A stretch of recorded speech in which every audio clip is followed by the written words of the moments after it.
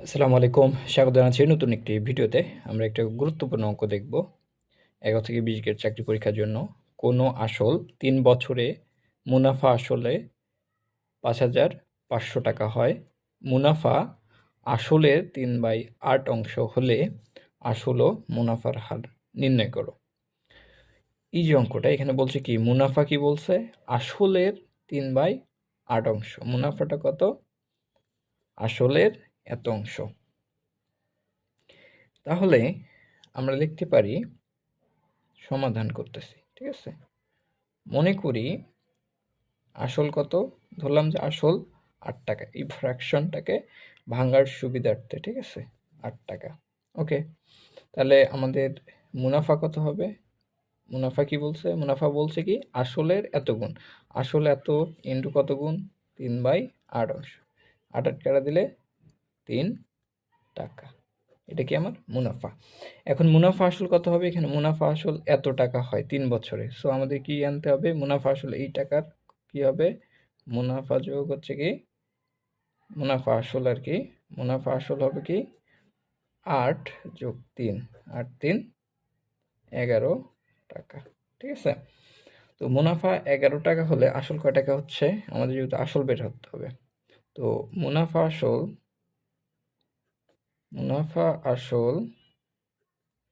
১১ টাকা হলে তাহলে আসল কত হচ্ছে আমার? আসল হচ্ছে ৮ টাকা। ৮ টাকা। আচ্ছা, মুনাফা আসল ১ টাকা হলে আসল হবে কত?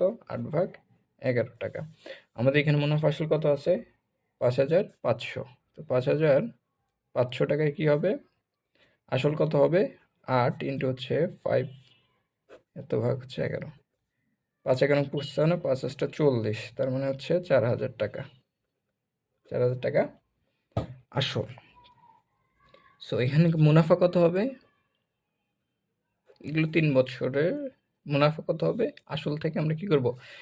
মুনাফা আসল থেকে আমরা কি আসলটা বাদ দিলে আমার থাকতেছে মুনাফা। তাহলে ৫,৫০০ মাইনাস হচ্ছে ৪০০। এটা আসলটা আমার বের হয়ে গেছে। তাহলে হচ্ছে মুনাফা হচ্ছে কত? ১৫০ টাকা। ঠিক আছে? তো মুনাফার হার নির্ণয় করতে বলছে কত পার্সেন্ট। সো আমরা লিখতে পারি ৪,০০০ টাকার ৩ বছরের মুনাফা কত? ৩ বছরের মুনাফা হচ্ছে ১৫০০ টাকা। সো ১ টাকার ১ বছরের মুনাফা কত হবে? ১৫০০ ভাগ হচ্ছে ৩ ইন্টু কত? ৪,০০০। সো ১০০ টাকায় মানে যেহেতু হার বলছে এখানে মুনাফার হার, শুধু মুনাফা বললে সেটা হইতো ১৫০ টাকা। যেহেতু মুনাফার হার বলছে তো সেক্ষেত্রে আমরা করব ১ বছর কত আসবে? ১৫০০ ইন্টু ১০০ ভাগ হচ্ছে 3 ইন্টু ৪,০০০। এটাকে যদি আমরা ক্যালকুলেট ৩ ৫ ১৫, ৪,০০০ এই ২ শূন্য এই ২ শূন্য কাটা, ১৫০০ টাকা থাকতেছে, এই শূন্য এই শূন্য কাটা,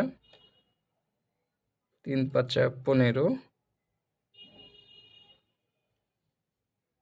৩ ৫ ১৫, ৫০ ভাগ হচ্ছে ৪, তাহলে ২৫ ভাগ হচ্ছে ২, তার মানে হচ্ছে ১২.৫%। আশা করি বুঝতে পারছেন। Thank you.